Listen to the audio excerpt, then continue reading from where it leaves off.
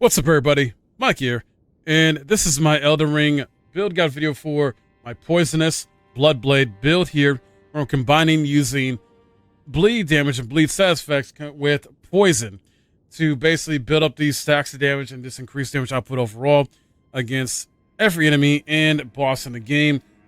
Very fun to utilize, especially if you're into status type builds. So let's jump into the equipment first here and what you're using. Now, I got the Scavenger's Curved Sword here I'm using, and this is, I'm showcasing this as far as having the Bandit and Scavenger's weapon here, because you're not going to get two Scavengers in one playthrough, unfortunately, unless you get a friend, online to drop it to you. So more than likely, you're going to pick up a second one on New Game Plus.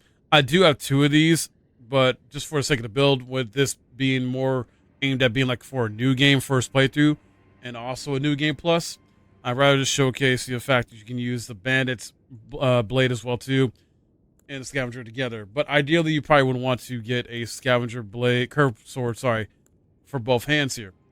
Anyway, and with this Scavenger's curved sword, you're going to use the Poisonous Mist Ash of War here, so it's going to turn into a poison curved sword. And for the Bandit's curved sword here, you're going to use Seppuku.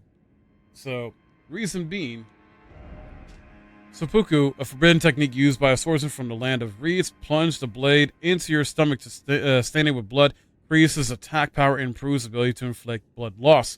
So that's going to help increase attack power and essentially get that blood loss proc on enemies and bosses faster. Poisonous Mist. Bathe armament in poison and then slash spray toxic mist forwards. Armament retains its poison for a while. This is going to be good because both of these, skills will be used in combination with the talismans I have equipped to me, which I'll get into in a bit. As far as armor goes, you can go with Mushroom Crown. Reason being is this is going to raise attack power when something nearby suffers from poison or rot. So, which you most likely using mainly the, Poisonous Curved Sword. This will benefit more from that, but you can always opt in for the White Mask. Let me go to it real quick. So White Mask, maybe you want to use this instead of the Mushroom. This basically will help with the, more attack power for blood. So slightly raises attack power when there is blood loss nearby. And so both these weapons are going to be good because this is going to help with causing, blood loss buildup as well too, not just poison. And this is going to help with causes blood loss buildup as well too. Just the simple fact of we made it into a blood weapon without even using seppuku. So, like I said, if you want to, you could stick with Mushroom Crown or swap between this and the White Mask, depending on the situation. I also got Scaled Armor, Scaled Gauntlets, and Scaled Greaves as to kind of help, build some toughness to you. You can take some damage with this build. Don't worry, because you're not using any, shields with this. This armor is going to help protect you to a degree where you're going to take some damage but still be okay as long as you win. That's what matters. You come out the victor of each fight. Talismans. So we're using Rotten Wing Sword Insignia. Greatly raises attack power with successful attacks. Then we're using Millicent's Prosthesis, boosts dexterity, raises attack power with successful attacks. And then Kindred of Rot's Exaltation, poison and rotten facility increases attack power. And then we got Lord of Blood's Exaltation, blood loss and facility increases attack power. So we are just going to be doing crazy damage with these talismans. Now, for the attributes, this is a level 150 build. So in case I didn't say this before, this is designed to be for a New Game and New Game Plus run. Level 150 builds work on both. Beyond New Game Plus, though, I would advise, leveling up certain stats, so that way you keep the build strong and powerful. As you see here, I got the Vigor at 50, good health, pull force to keep up with the survivability. And then Mind at 20, that's enough FP to do the weapon skills. You're mainly going to use weapon skills anyway against bosses or at least like a group of enemies, I would say. Not so much one-on-one against regular enemies, but I would say more the tougher or elite type enemies or optional bosses you'll use the skills against as well. And typically you want to use the seppuku right before you go into a boss fight or begin with a boss fight, and then go to your Poison Mist. Just to let you know, that's why the mine is so low. And endurance I got at 34. Depending on your starting off build, you may need to at least have this at 32. But 34 is good, so we have enough endurance here and stamina to do our attacks, because you're mainly going to be using the L1 button with your attacks. jump L1 or running L1 to go in and just do your damage. Strength is at 50. Dexterity, you want to have it 50, but because of Millicent's prosthesis, it goes up by 55. But if you want to maybe take those 5 points, put them somewhere else because the Millicent's prosthesis gives 50, then put them somewhere else. You can put it in.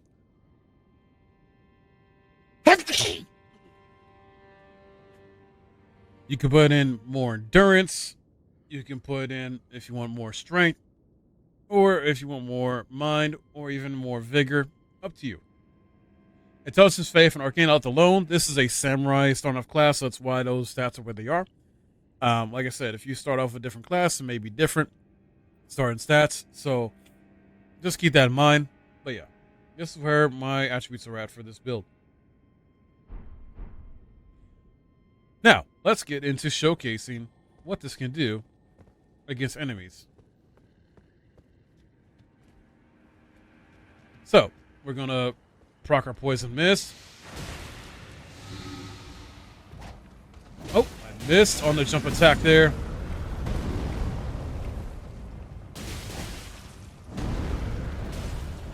Like I said, don't worry about taking too much damage.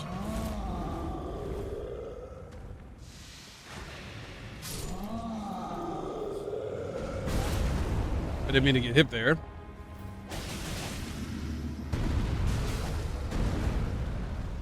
As long as you come out the victor, it's all that matters. There we go. Okay, so now let's show this build against a boss, or at least maybe a couple. It's going to be a bit annoying because you got to proc this, right? So...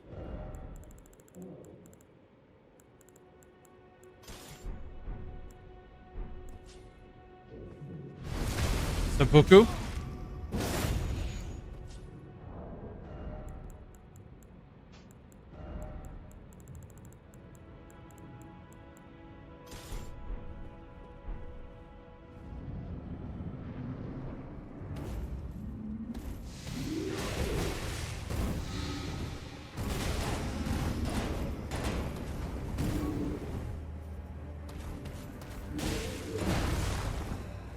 You see here, he's already almost dead.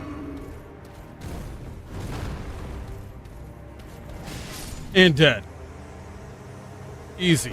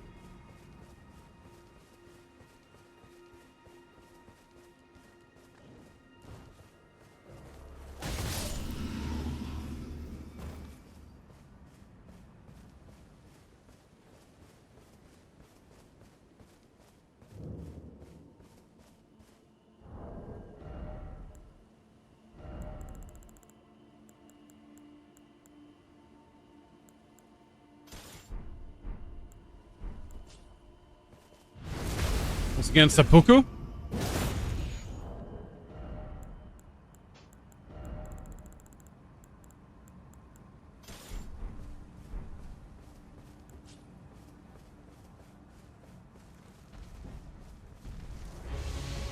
Was a miss.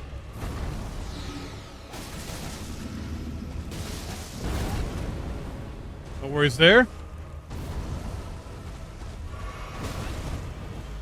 It's fine.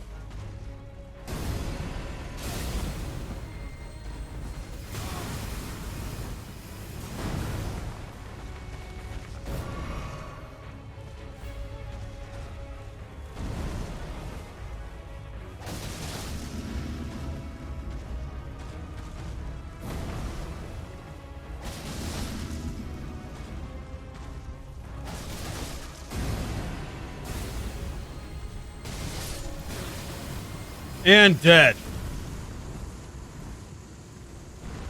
Took a good chunk of damage, but as long as we win, it doesn't matter. Enemy failed. Showcasing this build against a couple bosses there, showing how, you know, fun it can be to use, as well as how fairly easy it can be to take out these bosses too. Obviously, you're going to run into more challenging bosses that will, you know, make this build a little bit tougher to utilize, but it's still a lot of fun, and you still will be able to come out on the winning side, especially when you're inflicting two different stat elements with bleed and poison usually. Procking those, and you got the talismans to help build up your damage even more. So a lot of fun. Hope you enjoyed this. Stay tuned for more, because I definitely have more on the way for you guys. And if you want to check out more, please check out my playlist of Elden Ring build videos and my recent Elden Ring build video as well too. Thanks for watching. My name's Mike. I'll see you next time.